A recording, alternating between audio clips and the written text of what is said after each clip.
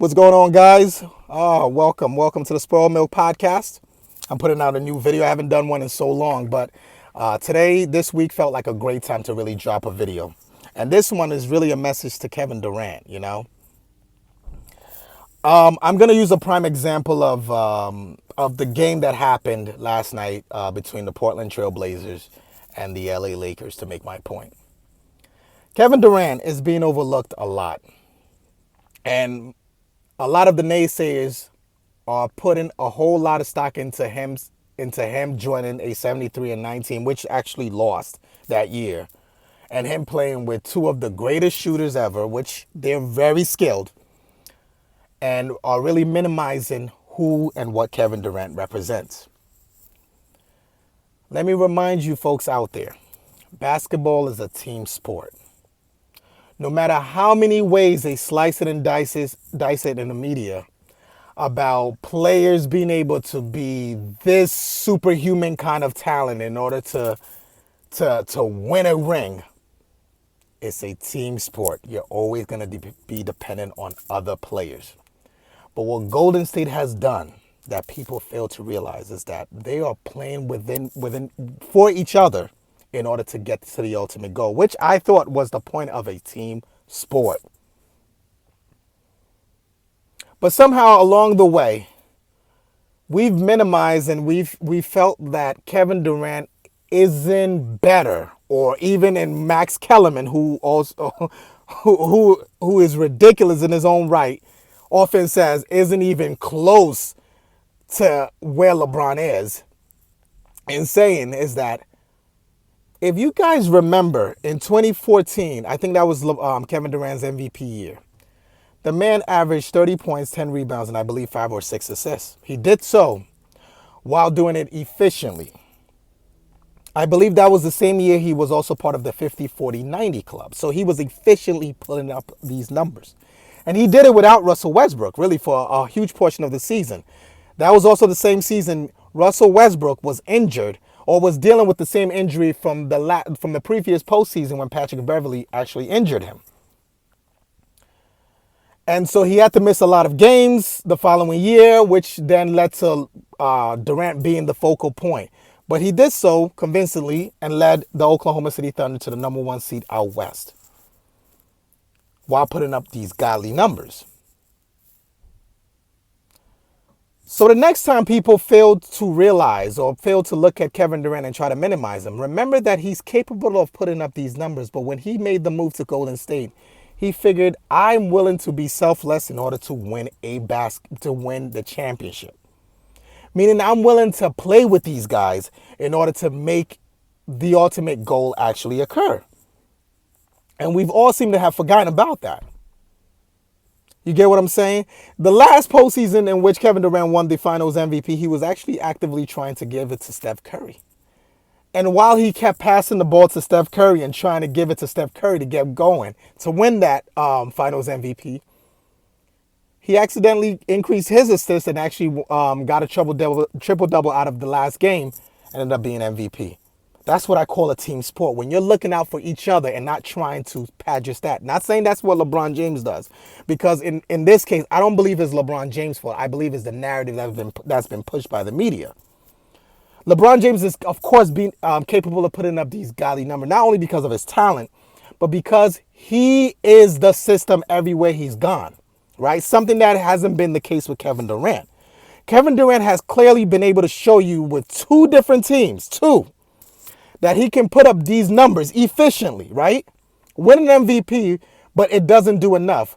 Whereas he can also adapt and assimilate to a different culture in Golden State and still be their best player while not changing the team concept or not changing the player style. Notice how every time any of LeBron's team, midway through the season, if they're not doing well, we always seem to figure out, well, what's the problem? They need to get more shooters, more playmakers, more this, more that. Dwayne Wade in Miami needs to step back in order for LeBron James to be the focal point. That seems to be what it is for LeBron James to be successful. But when it comes to Kevin Durant, we don't say that. We don't say that because clearly he's able to assimilate to different styles He can play iso ball. He can do these things. So my point in this whole video is, Kevin Durant, if you're listening, your next decision, I hope you take into consideration, do not fall victim to what these fools and these clowns keep saying out there. They seem to always leap to certain conclusion that is incorrect. A good part of it is the fact that they actually believe that last year the Houston Rockets could have beaten Golden State. But what they failed to realize and what they failed to ever mention is the fact that Golden State was up two games to one. And in that series against the Houston Rocket, Andre Iguodala got injured. And why is that important? Because of the fact that Golden State is a system that is not dependent on just one player. It requires all of them. And the best lineup in modern sports today in basketball is the Hamptons Five. And they couldn't play that lineup for the rest of the series because he was injured. Yet yet the opposition seemed to throw in that Chris Paul got injured, and that's the reason why they lost. They changed the narrative to minimize the accomplishment as to what's going on in Golden State. And I don't know how people don't see that. Like, I'm going on a full rant here because of the fact that Golden State is basically the gold standard for what team sports should be, which is to play with each other in order to win championships.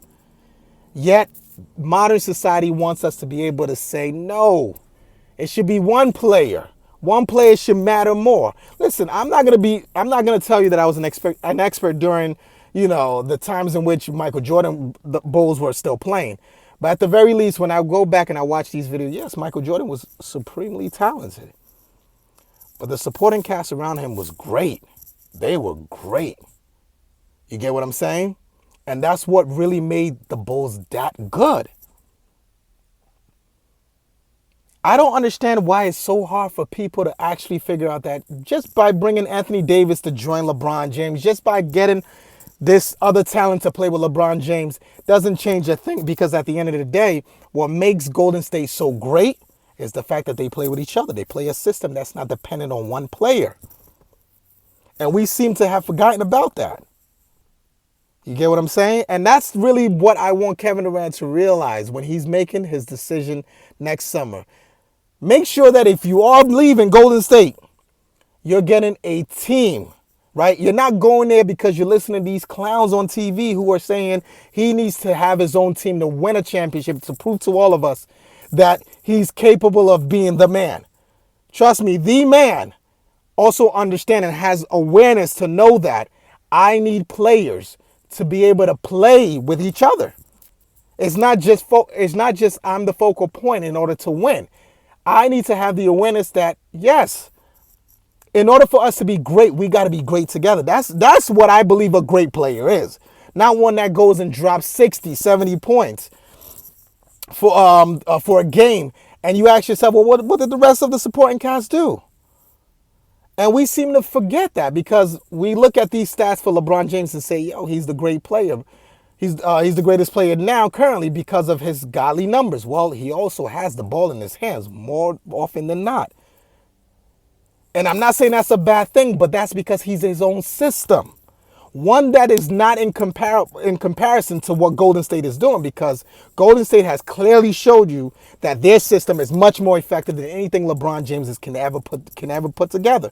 No matter what talent, no matter if you get Anthony Davis to play with them, they're not going to beat this Golden State team because Golden State's team is not dependent on one player.